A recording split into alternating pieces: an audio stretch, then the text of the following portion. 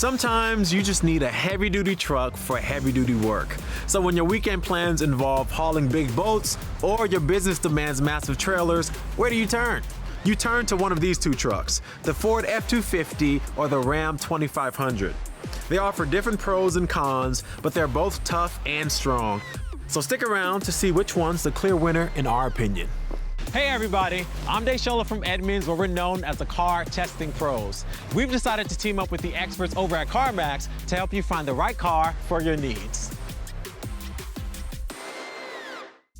These trucks are focused on work and are built to handle anything that you can throw at them. So as a result, they're big and burly, and there's tons of different versions out there for you to choose too. So let's check them out. This generation of the F-250 debuted in 2017 with a major update happening in 2020. This one is a 2021 in the Lariat trim, which lands right in the middle of the lineup. Like the F-150, it features an aluminum body. It comes in 3 cab configurations: a regular cab, an extended cab, which Ford calls the Super Cab, and then a crew cab. Each can be paired with either a 6.8 or an 8.2 foot bed. Rear-wheel drive is standard on most trims, and 4-wheel drive is available on all. There are 3 engines available. Our truck has the 6.2-liter V8 engine. Now, if you're interested in a diesel, we highly recommend that you look at the 2020 or newer models, as they receive significant upgrades and an insane 1,050 pounds-feet of torque. CarMax sells the F-250 for about $65,000, depending on things like the trim level, mileage, options, and other factors. Then there's the Ram 2500. This generation debuted in 2019, and the truck we have here today is a 2021 in the Laramie trim level, which sits near the middle of the lineup. The 2500 is available in 3 cab configurations: a regular cab, a crew cab, and what Ram calls the Mega Cab. Now, it's a crew cab with an additional 11 inches of cab length. Now, that's just ridiculous. There are 2 beds available, a 6.3 and an 8-foot respectively.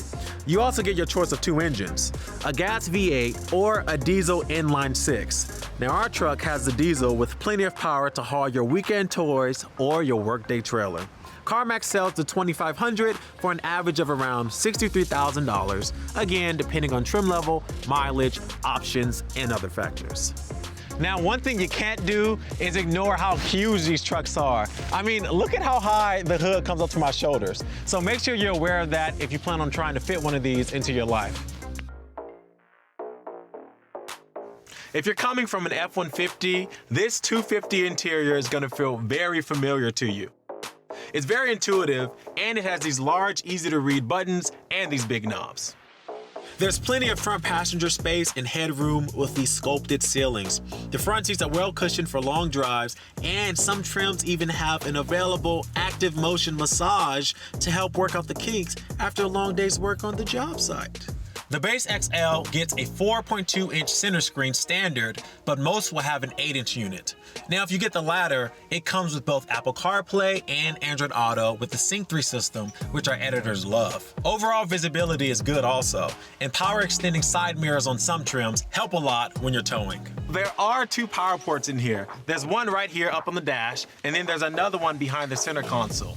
And there's enough power to charge maybe a laptop, or hey, if needed, a power tool. You get 2 USB ports up front, 2 in the back, plus a power port in the center console.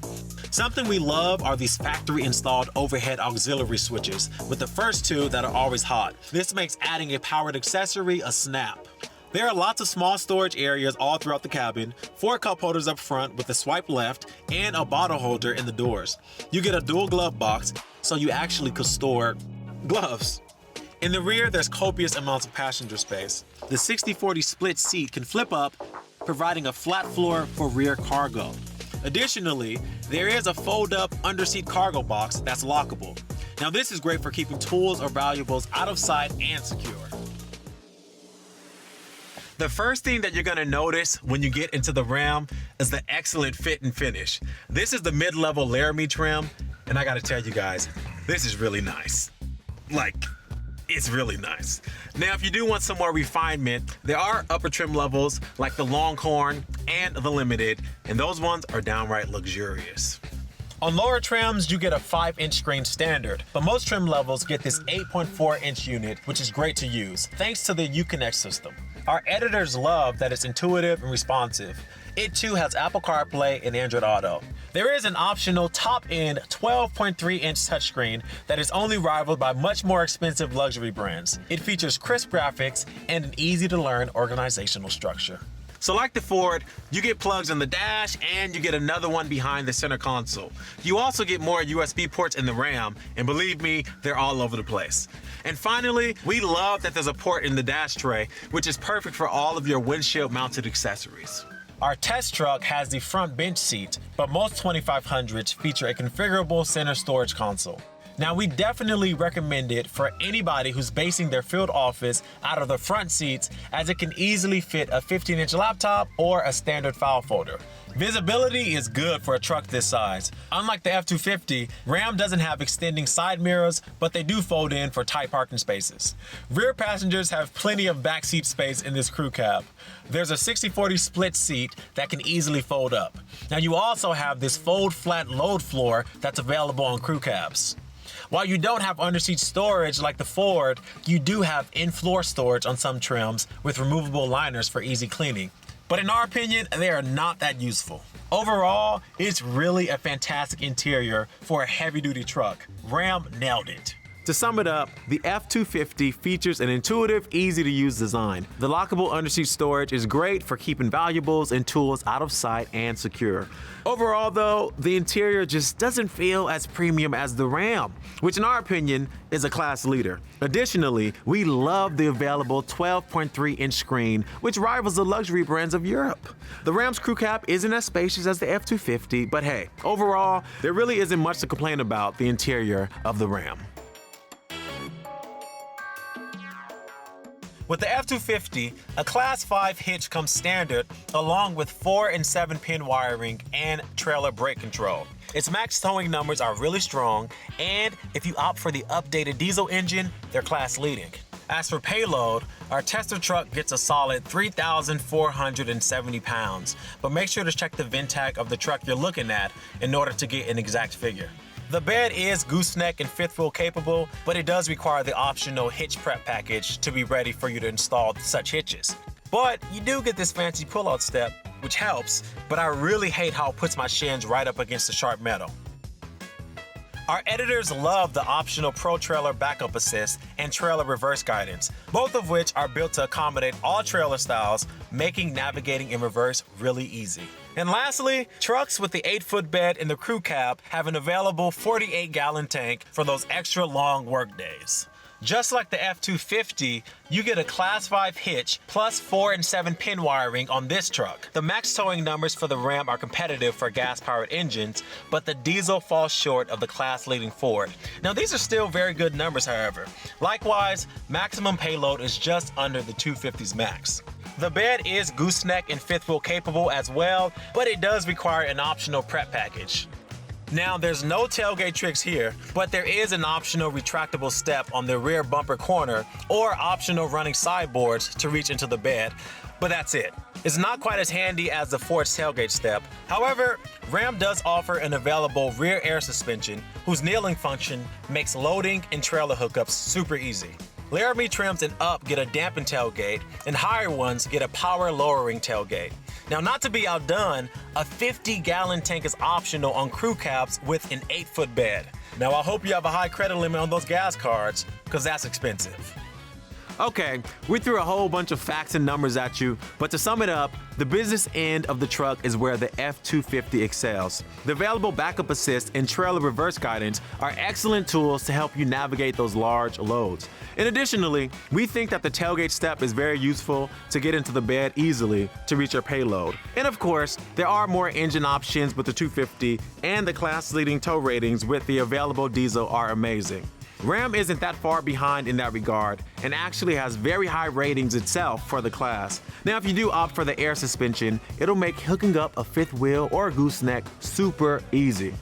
And lastly, while the side step may be handy to get into the bed with the trailer, it's just not as handy for regular payload duty.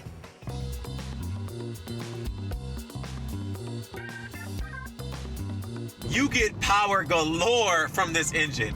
And for such a big, heavy vehicle, it moves pretty well. This truck has a 6.2-liter engine, which has made it to a 6-speed transmission. Now, there is a 10-speed automatic transmission available on the 2 other engine options. This big Ford feels somewhat agile, but there's no hiding its sheer bulk. There are some good driver's aids though, that include lane departure warning for the truck and attached trailer, a blind spot monitor with trailer coverage, and forward collision warning with automatic emergency braking. Now here are some things that we don't like. The steering is vague and not responsive, which is good for heavy trailers, but it's not great when you have those unloaded days. And braking is also disappointing. Even for an HD truck, it takes a lot of planning to come to a smooth stop. In our testing, this truck took 153 feet to execute a panic stop from 60 to 0 miles per hour.